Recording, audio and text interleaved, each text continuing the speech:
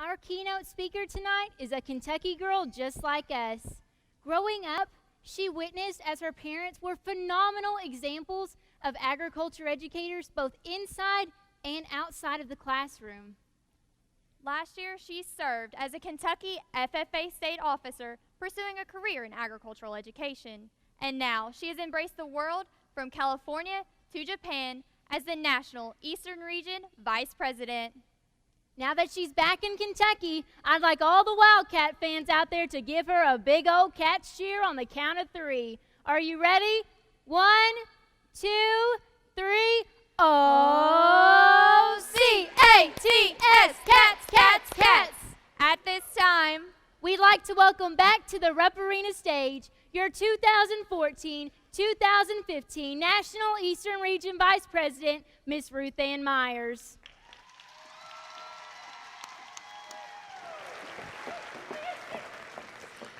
My best friend in the entire world is 10 years old. She's sitting right over there, and her name is Lauren.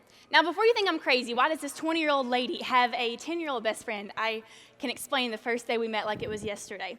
Both of our dads were at the stockyards, and we were just waiting to go home. I was sitting in the very back row. Been a long day at school. I was ready to go home, like I said, and I happened to turn around, and I see this little 4-year-old girl skipping down the steps. Now, if that's not a strange enough sight to see in a stockyards, this is what she was wearing.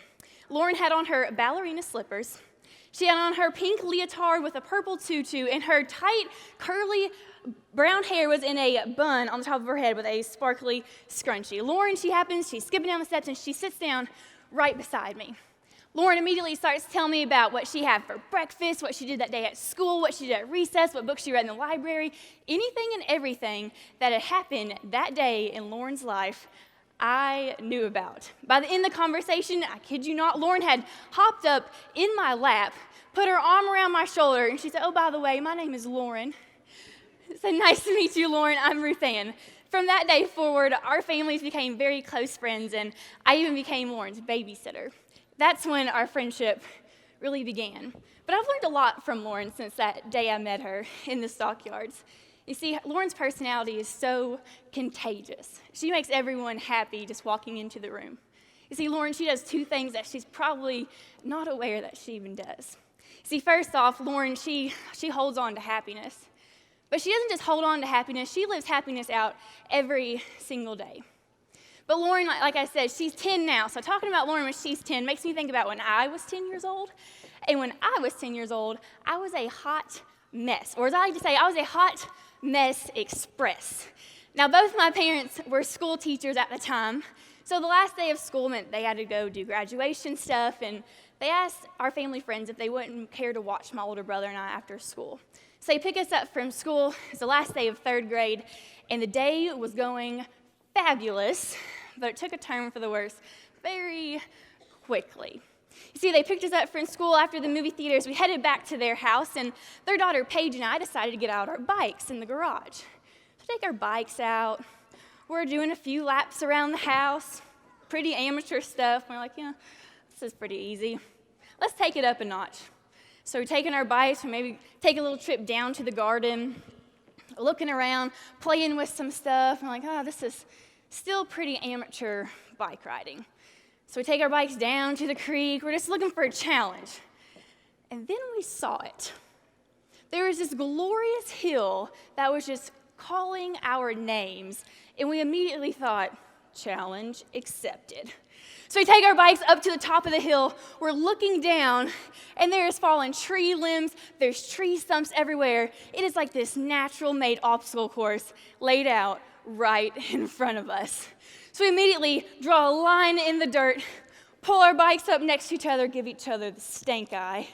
We count down from 3, and we were off, dodging tree limbs left and right. I was obviously winning. So I turned around, I was like, ha, Paige, loser. I turned back around, and there's this giant tree right in front of me. Now, not being the most expertise bike rider in the game, I throw on my front handle brakes. Yeah, time out real quick before we reveal what happens next. Ruth Ann is the biggest weenie when it comes to any kind of pain in the entire world. Now, I'm 20 years old and still cry every time I have to get a shot. I kid you not. Now, the worst kind of pain in the entire world, even though I'm used to bumps and scrapes, I have a Band-Aid on my knee right now because I literally fell the night to scrape that up, but the worst kind of pain in the entire world are splinters. They are so mean. You get them in your fingers and you just can't get them out, and they hurt all day long. I hate splinters. So I'm over here. The tree is right in front of me. I throw on my front handle brakes, and I just smack onto the ground, laid out. I'm like, oh gosh, I still have both legs, 2 arms. We're good. Pulse is still there. But my knee feels a little bit stuck. I'm going to pull that out real quick. So I pull my knee out. Bad decision, my friends. I had just removed the kickstand of my bike from my knee. That is a very big splinter. So I immediately start screaming and crying, blood going everywhere. Thank goodness my older brother is an earshot away. He comes running down the hill. He scoops me up, which is not an easy task because 10-year-old Ruth Ann loved her fudge rounds. Running back up the hill, lays me down where the garage was, and it was like an act of God because here comes my dad in his rusty gray pickup truck to pick us up. Now when Dad pulled up, he opens the rusty door to his truck. He was like, ah! Not expecting when he was going to pick us up. You see, dads aren't so good at these things. Moms are the good ones that comfort you. But after Dad gathered himself, he kind of was looking at it, and he's like, Ruth Ann, I think let's go back to the house. Let's clean this one up, and we'll go from there. I was like, go from there. Doesn't sound promising, but I'll go with it. So we go back to the house. He loads me up. We pull into the driveway, and he sits me down in our kitchen chair. Now, we have those kitchen chairs at home that are wooden and have those spokes in the back. So he sits me down in that. I'm like, you know what? I'm going to hold on to this chair because I don't think things are about to go my way. So I'm sitting there. He's cleaning it out. He's looking at it. He said, Ruth Ann, I think we're going to have to go get stitches for this one. So, Daddy-o, not going to go get stitches. If we remember, Ruth Ann doesn't like shots. So I'm like, nope, not getting stitches this time. Let's just put one of those big Band-Aids that we have a lot of, and we'll just slap it on there and call it a day. He's like, no, I don't think so. So he starts thinking how, maybe, it's like, oh, I got it. Ruth Ann, you can have a fudge round maybe afterwards. That'll get you. What about now? If we get some stitches, then you can have as many fudge rounds as you want. So I thought about it, obviously. Nope, still not worth it. So I'm sitting there holding onto this chair for dear life. And he looks up and he gives me 2 options. He said, okay, Ruth Ann, you can either let go of that chair and you're going to go get stitches, or I'll put you and the chair in the back of my truck and we're going to go get stitches. So he put me and the chair in the back of the truck, and I got 6 stitches that night. But just as tight as I was holding on to that kitchen chair, for dear life, white-knuckled, that is exactly how tight Lauren holds on to happiness, not willing to let go. You see, each of us in this room, we all have something that we hold on to so tightly, just like that chair. For some of us, it might be our schoolwork, our academics, because we want to go to a great school like the University of Kentucky, go Cats, and pursue a career that we have dreamed about our entire life. For some of us, it might be our friends and our family that we hold on to so tightly. For others, it might be our FFA activities that we're so passionate about. That's what we hold on to so tightly. What is it that you hold on to? You see, Lauren, she wasn't just a pro at holding on to happiness. That's kind of easy to do. She was a pro at living out happiness every single day. You see, I became Lauren's babysitter, so I'd pick her up from school every day. We'd head back to her mom's doctor's office where I worked part-time. I grabbed my stack of papers that I was going to file, and we'd head down to the basement. See, Lauren, she had this bucket she would flip upside down, and she'd sit on it as I was filing my papers. So one day I was just filing. And I looked back, and I noticed Lauren hadn't picked up her bucket and moved along with me, which was kind of rare because we had those chatty Cathy days, like in the stockyard still at this time. So I was filing. She didn't pick up her bucket. And so, Lauren, is everything okay? She was sitting here, not making eye contact. She said, Ruth Ann, can I tell you something? I mean, a good babysitter. I went, oh yeah, Lauren, you can tell me anything. She said, okay, but you can't tell my mommy. I say, I mean, she's an innocent little girl. Yeah. Okay, Lauren, I won't tell your mommy. She's sitting here. She says, okay. Not making eye contact still at this point. She said, okay. So Ruth Ann, this one time I was really wondering what color toots were. So I tooted in one of Mommy's jars and I captured it to see what color it was. Lauren, don't kill me for telling that story. After a little bit, we were like, oh, am I in trouble? What's happening? I don't know. We just started busting out laughing for so long. Scientifically proven, toots are of no color by Lauren Sloan. But that night, every single day, we'd have those 5-gallon bucket talks while I was filing down the basement, and we would laugh uncontrollably for so long.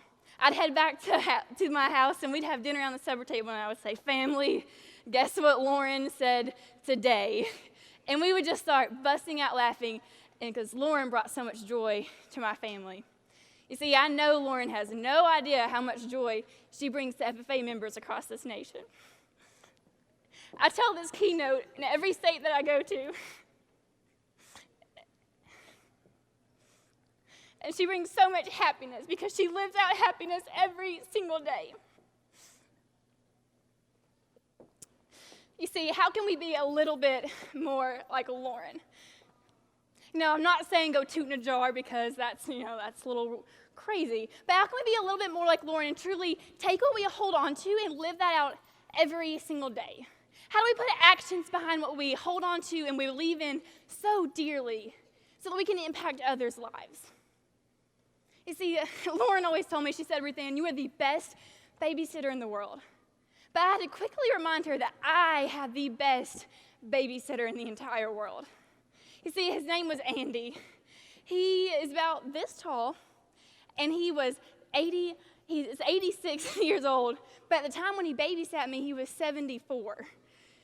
Now, before you think I'm crazy, and my parents are, why would you let a 74-year-old man babysit a preschooler? This is kind of how it went down. So I went to a small country church in eastern Kentucky, and I was known as the community baby.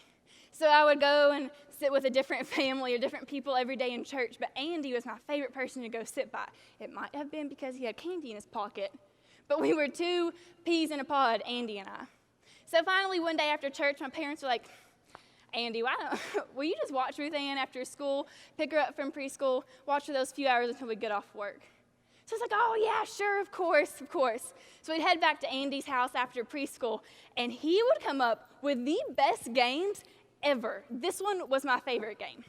So for some reason, Andy had this treadmill in his house. Not really sure why, because he was 74, but I'm sure glad that he had this treadmill in his house. So he would tell me, he said, Ruth Ann, go find the biggest cushion you can find. So I'd run over. Obviously, the biggest cushion is the one you sit on the couch. So I would take that cushion, and I would put it on the base of the treadmill. And then he'd tell me to go get all the other cushions and pillows I could find in the house. So I'd run around, and we would make a big pile of pillows on the other side of the living room. Then he would take little preschool Ruth Ann, put her on the couch cushion, turn the treadmill on full blast, and send me shooting across the room, hopefully landing in this giant pile of pillows. Sometimes we miss, but I'm still here. This was by far the best game of all time, and how genius of him to literally just stand there, flip a switch, watch me have fun. Flip a switch, watch me have fun. But from Lauren, you see, she taught me how to hold on to happiness and to live it out. But Andy, he taught me how to stand strong in my beliefs, whatever that belief may be for you. See, Andy, he got diagnosed with Alzheimer's about 3 years ago, and his Alzheimer's is kind of similar to Dory off of Finding Nemo. And so the last time I went to visit him in the nursing home, our conversation went a little bit like this. So I walked in. He's the one in the nursing home who won't stay in his room, so he's always out in the hallway. So we could see him in the hallway before we even got to his room. And I got to him, I said, hey, Andy, how's it going? And he scratched his head, he said, is that Ruth Ann? I said, yes, Andy, it's me. He said, I remember you. You were hard to catch. Yes, it's probably my claim to fame. But that last conversation I had with Andy, he started talking about the time he spent when he was deployed in China for the war. He started telling me about how when he was deployed there, he would walk the streets every day and see starving people and starving families and children. He said, I got 3 meals a day. He said, you know how easy it is to live off of just 2 meals a day? He said, it's pretty easy. So every day at lunch, my buddies and I, we take our lunch and we just go give it to somebody. You see, that's how Andy stood strong in his beliefs. From the time that he was my age, deployed in the war, he was making a difference in people's lives. From the time that he was babysitting me in his 70s, just bringing happiness to my life, he was making a difference in people's lives. From the time where he was sitting in a nursing home, probably reading the same book every single day, but telling that story to me, he was making a difference in people's lives. You see, I think I'm the luckiest girl in the entire world because I stand between 2 pretty incredible individuals. Lauren, who is the funniest human being on the face of this planet, and Andy. See, they taught me both very valuable things. Lauren taught me how to hold on to my beliefs, how to live them out. And Andy taught me how to stand strong in those beliefs. No matter what happens in this life, that I would love to be able to stand up here and say, you're going to have the most successful life ever. Nothing bad is ever going to happen. You're going to be 100% having great days every single day for the rest of your life. But that would be a lie. You see, there's going to be tough times. Illness might come our way. We might fail a test, lose a CDE contest. We're going to have bad days. That's just the grunt of it. But it's how we roll up our sleeves. It's how we get our hands dirty, remember what we hold on to, how we live that out, but most importantly, Kentucky FFA. Most importantly, if you don't remember anything from this keynote, it's about how we stand strong in those beliefs. So how in the world, Kentucky FFA, how do you stand strong? Thank you.